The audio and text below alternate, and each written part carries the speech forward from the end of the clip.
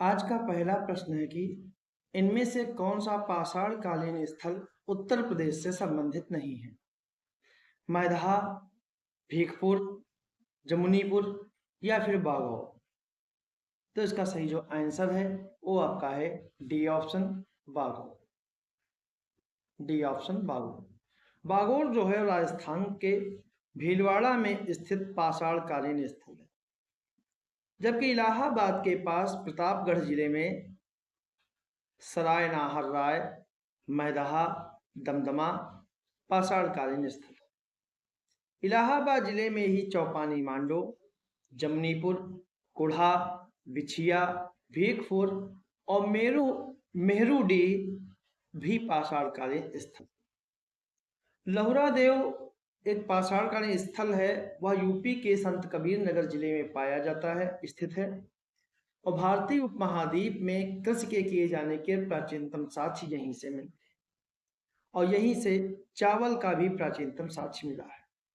लहुरा देव के बाद कृषि के साक्ष्य मेहरगढ़ से मिले।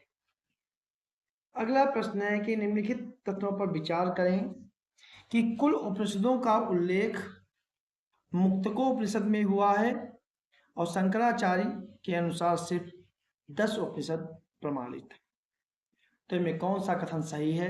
कथन 1 सही है, कथन 2 सही है, कथन दोनों सही है या दोनों कथन गलत है? तो इसका सही जो आंसर है वो आपका है सी ऑप्शन, दोनों कथन जो है वो सही है। सबसे बड़ा उपनिषद जो है वो बृहदारण्यक उपनिषद है और सबसे छोटा उपनिषद जो है वो मांडूक्य उपनिषद है। अगला प्रश्न है, निम्नलिखित कथनों पर विचार कीजिए कि संगम साहित्य में सर्वाधिक जानकारी चोल वंश की मिलती है और चेर राजवंश की पहली राजधानी बांजी या करूयूर थी। तो कौन सा कथन सही है? कथन 1, कथन 2 सही है, दोनों कथन सही है या फिर दोनों कथन गलत? तो इसका सही जो आंसर है वो आपका है बी ऑप्शन, कथन 2 सही है, पहला कथन गलत है। क्योंकि संगम साहित्य की सर्वाधिक जानकारी जो है चोल वंश से नहीं मिली, चेर राज्य की होती। संगम साहित्य में जो है वो सर्वाधिक जानकारी चेर राज्य की होती है। संगम कवियों चेरों की प्राचीनता महाभारत युद्ध से जोड़ी है। चेर वंश का शासक जो पहला था उदयनजेरल था और इसके बारे में कहा जाता है कि उदयनजेरल ने महाभारत के युद्ध में भाग लेने वाले सभी योद्धाओं को भोजन कराया था। चेर राजवंश की प्रारंभिक राजधानी करियूर थी, तोड़ी इसकी दूसरी राजधानी थी और यहाँ का प्राचीनतम जो प्रतीक था वो धनुष था। अगला प्रश्न है, सूची 1 और सूची 2 को सुमेलित करना है। सूची 1 में जनपद है, सूची 2 में राजधानियां हैं कि कंबोज की राजधानी क्या है, कौशल की क्या है, वत्स की क्या है, वज्र की क्या है। तो इसका सही सुमेलन जो है वो है कंबोज की जो है वो हाटक है, मतलब पहले का चौथा। कौशल की अयोध्या है, मतलब बी का तीसरा। वत्स की कौशाम्बी है, मतलब तीसरे का पहला। और वज्र की वैशाली है, मतलब कि चौथे का दूसरा, डी का चौथा, डी का दूसरा। तो सही आंसर जो है वो डी ऑप्शन। अगला प्रश्न है, निम्नलिखित कथन किस व्यक्ति से संबंधित है कि एक प्राणी का भोजन एक अन्य प्राणी नहीं हो सकता? यह कथन किसका है? हर्ष, भोज परमार, महावीर स्वामी या फिर अशोक? इसका सही आंसर है डी ऑप्शन, अशोक। यह कथन अशोक का है। अगला प्रश्न है, और अशोक ने यह बात अपने 5वें स्तंभ लेख में कही है। अगला प्रश्न है कि निम्नलिखित शब्द उनके अर्थों के गलत युग्म की पहचान कीजिए। अक्षय नीव, भू राजस्व की स्थायी दान, देवकुल, मृत्यु पश्चात राजा की मूर्ति की मंदिर में स्थापना, उपनयन, हिंदू संस्कार का एक प्रकार, कानीन, समान जात वाली स्त्री से उत्पन्न पुत्र। तो इसका सही जो आंसर है वो आपका है डी ऑप्शन। यही गलत है क्योंकि कानीन जो है या कानीन या कगनीन विवाह से पूर्व किसी कन्या के द्वारा उत्पन्न पुत्र, जैसे कि कुंती से कर्ण उत्पन्न हुआ था। ठीक है। औरस जो है विधिवत व्याहता और समान जाति वाली स्त्री से उत्पन्न पुत्र को कहते हैं। अगला प्रश्न है, राजपूतों की अग्निकुंड से संबंध उत्पत्ति सिद्धांत में कौन शामिल नहीं था? प्रतिहार, चालुक्य, परमार या फिर चंदेल? जिसका सही जो आंसर है वो है डी ऑप्शन, चंदेल। कुछ विद्वानों ने राजपूतों को आबू पर्वत पर वशिष्ठ के अग्निकुंड से उत्पन्न बताया। यह सिद्धांत पृथ्वीराज रासो के लेखक चंद बरदाई के दिए गए ज्ञान पर आधारित है और प्रतिहार, चालुक्य, चौहान और परमार राजपूतों का जन्म अग्निकुंड से माना जाता है। किस विजय के उपरांत इल्तुतमिश ने रजिया को अपना उत्तराधिकारी घोषित किया? ग्वालियर, बंगाल, दिल्ली या फिर अवध? सही आंसर इसका है वो है आपका A option, Gwalior. A option इसका जो है वो सही है कि इल्तुतमिश ने ग्वालियर से वापस आने के बाद रजिया को अपना उत्तराधिकारी घोषित किया और चांदी के टके पर उसका नाम अंकित किया। अगला प्रश्न है, चीनी यात्री माहवान ने किस शासक के काल में विजयनगर की साम्राज्य की यात्रा की? हरिहर प्रथम, देवराय प्रथम, मल्लिकार्जुन या फिर अच्युत देवराय? तो इसका सही जो आंसर है वो आपका है सी ऑप्शन, मल्लिकार्जुन। चीनी यात्री माहवान जो है 1451 में मल्लिकार्जुन के समय विजयनगर आया था। ठीक है। अगला प्रश्न है, दीवाने इंसा किस विभाग से संबंधित था? विदेश विभाग, पत्राचार विभाग, धर्म से संबंधित या फिर कृषि से संबंधित? तो जो इसका सही जो आंसर है वो है बी ऑप्शन, पत्राचार से संबंधित। दीवाने इंसा पत्र व्यवहार का मंत्रालय था जिसका संचालन दबीर नामक सचिव करते थे। दीवाने रसातत विदेश विभाग था और कृषि से संबंधित विभाग का नाम अमीरिय कोही थी जिसकी स्थापना मोहम्मद बिन तुगलक ने की। कौन सा कथन सत्य नहीं है? प्रश्न नंबर 11 कि खानवा के युद्ध में बाबर ने जिहाद की घोषणा की। चंदेरी का युद्ध 1528 में लड़ा गया। बाबर ने अपनी आत्मकथा में गुप्त राजाओं का उल्लेख किया है। पानीपत के प्रथम युद्ध में बाबर ने इब्राहिम लोदी को पराजित किया। तो कौन सा कथन सही नहीं है? तो सही आंसर जो है वो है सी ऑप्शन कि बाबर ने अपनी आत्मकथा में गुप्त राजाओं का उल्लेख नहीं किया।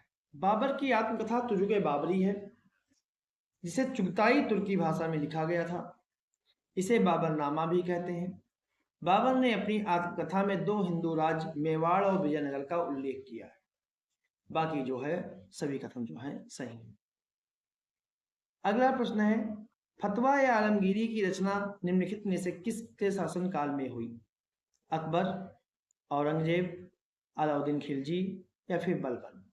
तो जो इसका सही जो आंसर है वो आपका है बी ऑप्शन, औरंगजेब।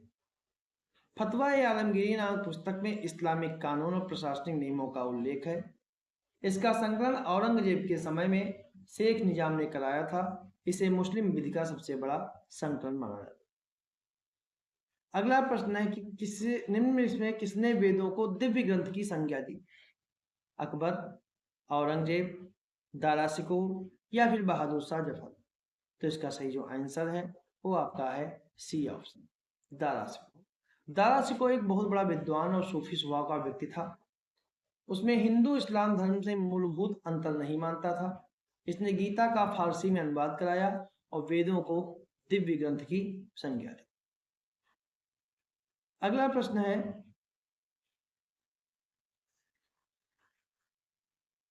कि निम्नलिखित में से विचार कीजिए कि नियाग्रा जलप्रपात कोलंबिया नदी पर है और ग्रैंड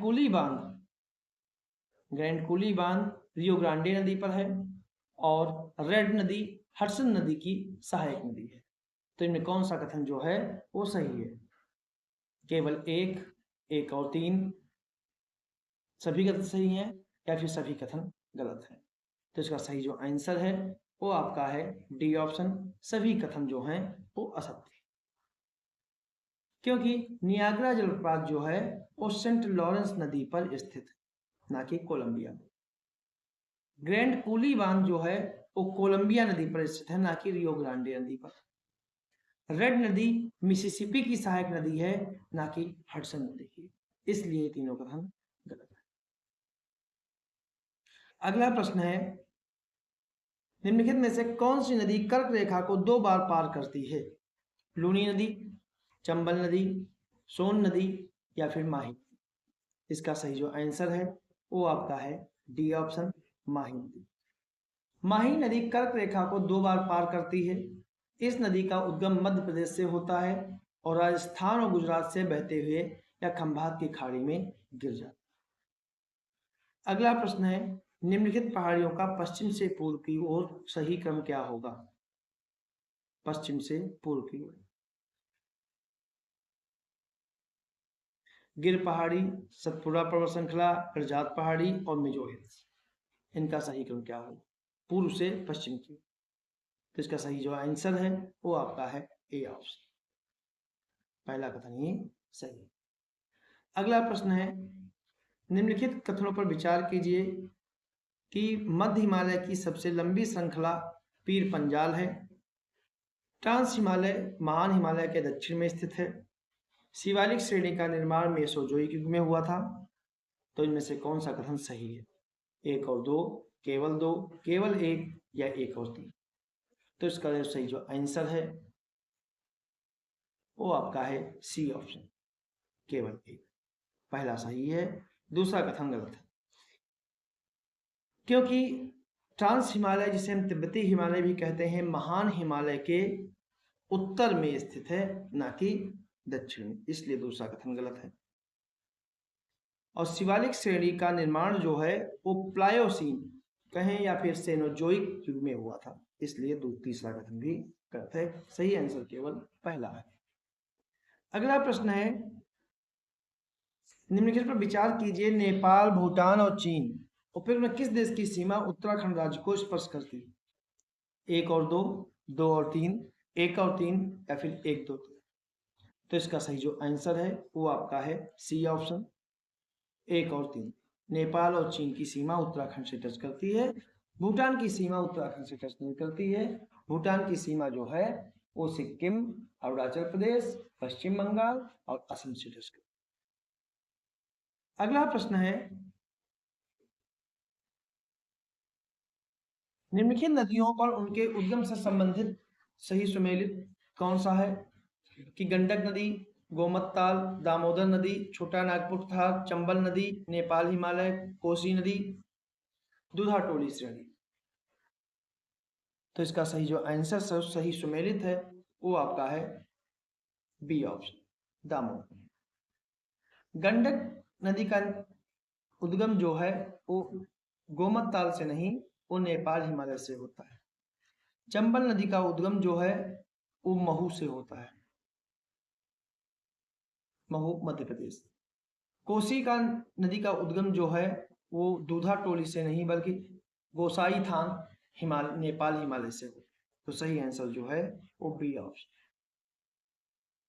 अगला प्रश्न है, निम्नलिखित में से कौन सही सुमेलित है? जनजातीय उनसे संबंधित राज्य हैं।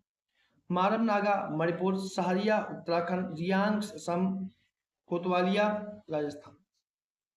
तो कौन सा सही सुमेलित है? तो सही आंसर जो है वो आपका है ए ऑप्शन, मारम नागा। मारम नागा जो है मणिपुर में पाई जाती है, बिल्कुल सही है।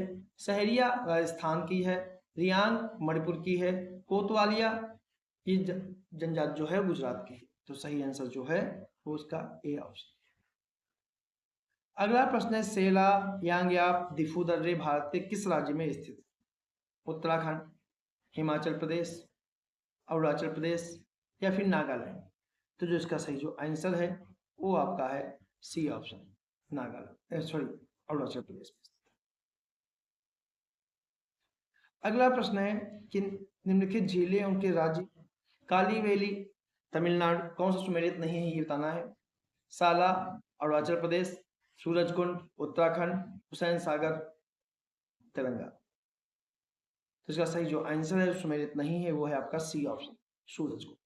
सूरजकुंड जो है वो उत्तराखंड में नहीं, ये हरियाणा में है सूरजकुंड। बाकी जो है सही सुमेलित है। इसके अलावा कुछ अन्य झीलें जैसे कि बड़खल झील हरियाणा में है, पेरियार झील केरल में है, लोकटक मणिपुर में है, कोलेरू आंध्र प्रदेश में है, फुलहार उत्तर प्रदेश में है, चिल्का आपकी उड़ीसा में। अगला प्रश्न है दसम या दसोंग जलप्रपात निम्नलिखित में से किस नदी पर है? चंबल, मांडवी, कांची या इंद्रावती। तो इसका सही जो आंसर है वो आपका है सी ऑप्शन, कांची।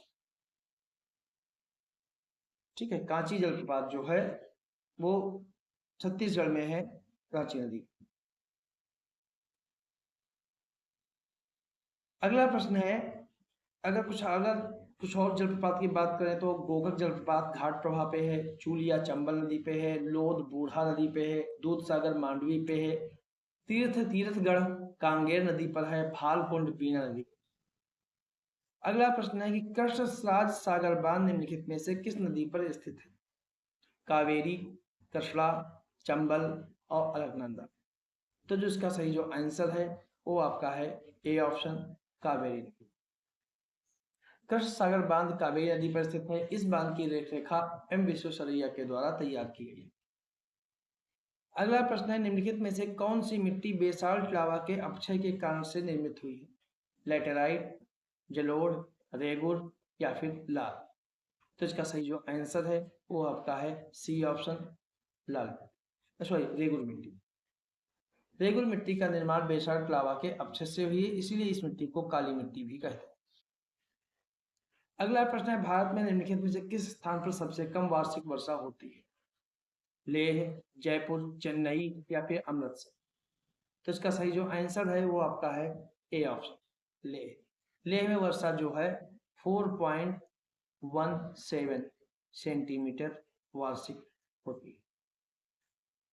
अगला प्रश्न है कृषि क्षेत्र और उनके राज्य में निम्नलिखित मिलानों को कौन सा सही है? मैदान कर्नाटक, चर असम, दोआब पंजाब, तराई उत्तर प्रदेश। तो कौन सा सही है? 1 और 2, 1 2 3, 1 3 4 या फिर 1 2 3 4। तो इसका सही जो आंसर है वो है डी ऑप्शन, 1 2 3 4। अगला प्रश्न है भारत के निम्नलिखित पर्वत चोटियों को उत्तर से दक्षिण तक व्यवस्थित करें। नंदा देवी, कलसूबाई, गुरशिखा, डुड्डा बेटा। तो इसका सही जो क्रम है उत्तर से दक्षिण की ओर सबसे पहले जो आएगा वो आएगा नंदा देवी। ठीक, फिर उसके बाद आएगा गुरशिखा जो आपके राजस्थान में है, नंदा देवी उत्तराखंड में। फिर आपकी आएगी कलसूबाई, ये आपके महाराष्ट्र में है। फिर आएगी डुड्डा बेटा, ये आपका तमिलनाडु में। तो इसका सही जो आंसर है वो है बी ऑप्शन। अगला प्रश्न है कथन है कि भारत में तटीय क्षेत्रों में जलवायु महाद्वीपीय जलवायु की तुलना में अधिक समशीतोष्ण होती है। कारण है समुद्र तापमान को नियंत्रित करने में मदद करता है। तो कौन सा कथन सही है? कथन सही है, कारण गलत है, कथन गलत है, कारण सही है, या फिर कथन कारण दोनों सही है और दोनों एक दूसरे की व्याख्या करते हैं, या फिर कथन कारण दोनों सही है एक दूसरे की व्याख्या नहीं करते। तो सही आंसर जो है वो है आपका सी ऑप्शन, व्याख्या करते हैं। अगला प्रश्न है निम्नलिखित में से कौन सी एल्युमिनियम कंपनी उनके स्थान पर सही है? Balco, Korba, Hindalco, raincoat, Indian aluminium company, Hirakud, NALCO, Koraput. तो कौन सा सही सुमेलित है? तो इसका सही जो आंसर है वो आपका है डी ऑप्शन, ये सभी जो हैं वो सही सुमेलित है। मतलब हिंडाल्को बाल्को कोरबा में है, हिंडाल्को रेनकोट में है, इंडियन एल्युमिनियम कंपनी हीराकुंड में है और नाल्को कोरापुट में है। तो सही आंसर जो है वो डी ऑप्शन। अगला प्रश्न है निम्नलिखित कथनों पर विचार कीजिए कि लाल सागर अटलांटिक महासागर का हिस्सा है, अरल सागर कजाकिस्तान और उज्बेकिस्तान की सीमा बनाता है। तो कौन सा कथन सही है? केवल एक, केवल दो, दोनों या दोनों नहीं। जो इसका सही जो आंसर है वो है आपका बी ऑप्शन, केवल दो। दूसरा कथन सही है, पहला गलत है। क्योंकि लाल सागर हिंद महासागर का भाग है, यह एशिया को अफ्रीका से अलग करता है, सुएज नहर के द्वारा भूमध्य सागर से जुड़ता है, और अरल सागर कजाकिस्तान और उज्बेकिस्तान की सीमा बनाता है। तो सही आंसर जो है इसका बी ऑप्शन। अगला प्रश्न है, कथन है कि मिट्टी सबसे महत्वपूर्ण नवीकरणीय प्राकृतिक संसाधन है और मिट्टी पृथ्वी पर विभिन्न प्रकार के जीवों का पोषण करती है। तो कौन सा कथन जो है सही? तो इसका सही जो आंसर है वो सी ऑप्शन है कि कथन कारण दोनों सही है और कथन कारण की व्याख्या करते। अगला प्रश्न है, निम्नलिखित कथनों में कौन सा कथन महासागरीय जल लवणता के बारे में सही है? कि समुद्री जल का घनत्व, तापमान, लवणता की मात्रा और गहराई के साथ बदलता रहता है और गहरे पानी का घनत्व कम होता है। तो कौन सा सही है? केवल एक, केवल दो, दोनों या फिर दोनों। तो जो इसका सही जो आंसर है वो आपका है ए ऑप्शन, केवल एक। पहला सही है, दूसरा गलत है कि गहरे पानी का घनत्व कम तापमान और ऊपरी जल के दबाव के कारण अधिक होता है। ठीक है, और गहरे पानी का घनत्व जो है कम तापमान और ऊपरी जल के दबाव के कारण अधिक होता है, इसलिए दूसरा गलत है, पहला सही। अगला प्रश्न है, निम्नलिखित में से कौन सा सही सुमेलित नहीं है? राजधानी देश, उनकी राजधानी, Chile, Santiago, Colombia, Bogota, Uruguay, La Paz, Venezuela, Caracas. तो इसका सही जो आंसर है वो आपका है सी ऑप्शन। उरुग्वे की राजधानी मोंटेवीडियो है और लापाज जो है वो बोलिविया की राजधानी। बाकी जो है सभी सही सुनेगा। अगला प्रश्न है, निम्नलिखित मरुस्थल की देश के बारे में बताना है कि ग्रेट सैंडी कहाँ है, मरुस्थल काराकुम कहाँ है, पेटागोनिया कहाँ है और सोमाली कहाँ है। कौन सा सही सुमेलित है? तो इसका सही जो आंसर है वो आपका है C option, sorry D option, Somali. Somali मरुस्थल जो है वो सोमालिया में है, क्योंकि ग्रेट सैंडी अमेरिका में ना होकर ऑस्ट्रेलिया में है, काराकुम तुर्कमेनिस्तान में है, पेटागोनिया अर्जेंटीना और चिली पर सीमा पर है। पेटागोनिया एक शीत मरुस्थल है, अटाकामा जो है वो चिली में ही स्थित संसार का सबसे शुष्क मरुस्थल। अगला प्रश्न है, आज का आखिरी प्रश्न है कि निम्नलिखित में से कौन सी नदी चीन और रूस के बीच सीमा बनाती है? अमूर, लीना, होंगहो या फिर एल। जिसका सही जो आंसर है वो आपका है ए ऑप्शन, अमूर। अमूर नदी रूस और चीन के बीच सीमा बनाती है। ऐसे ही रियो ग्रांडे नदी अमेरिका और मैक्सिको के बीच सीमा बनाती है। डेन्यूब नदी रोमानिया और बुल्गारिया के बीच सीमा बनाती है। साल्विन नदी म्यांमार और थाईलैंड के बीच सीमा बनाती है। उरुग्वे नदी उरुग्वे और ब्राजील के बीच सीमा बनाती है। जाम्बेजी नदी जाम्बिया और जिम्बाब्वे के बीच सीमा बनाती है। तो ये थे हमारे आज के कुछ प्रश्न।